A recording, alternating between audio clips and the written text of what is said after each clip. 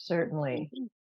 Before and still now, I do workshops, the kind where whether it's classroom or virtual, where people come, they do practice their skills, and off they go. And whether or not that's reinforced, whether or not they use it, tends to be beyond my ken as an independent external consultant. With the Peer Learning Institute, the approach is thinking about managers, particularly middle managers, Yeah, yeah. who are promoted because they have technical expertise or high volume of sales, or they've just been there the longest.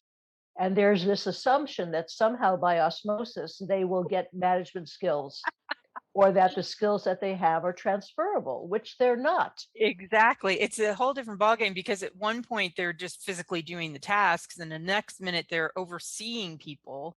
And overseeing people is a very different thing.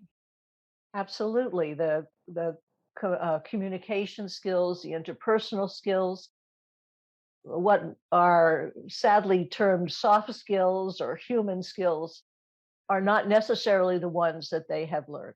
Mm, So instead of sending them to some class where they might learn something interesting, but it might not be timely. So when they get back to the job, it's not something they're going to put into practice right away. mm, We use peer learning groups. So 4 or 5 managers from the same organization, different parts of the organization, who are dealing with a similar issue, dealing with a hybrid workforce, for example, giving performance feedback, mm, things that can be very difficult and challenging for folks. yeah. We have them meet in two 90-minute sessions that are separated by a month of practice. And in the first session, both of these sessions are confidential. We provide the materials that give them discussion points and suggestions as to alternative ways to deal with that particular issue that they're dealing with. They select what they're going to do at the end of that first session. And then for a month, they go back and they use that new technique. Now, it's something they have to deal with anyway. It's Right. right there, it's current. And so it's just a different way of dealing with what they have to do.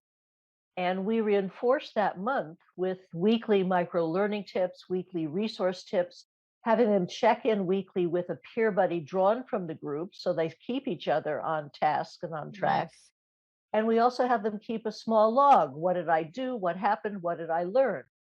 And they know that at the end of that month, they will be held accountable by their group because they're going Hmm. to come back and they're going to have to report on what did I do? What Oh, happened? What did yeah. I learn?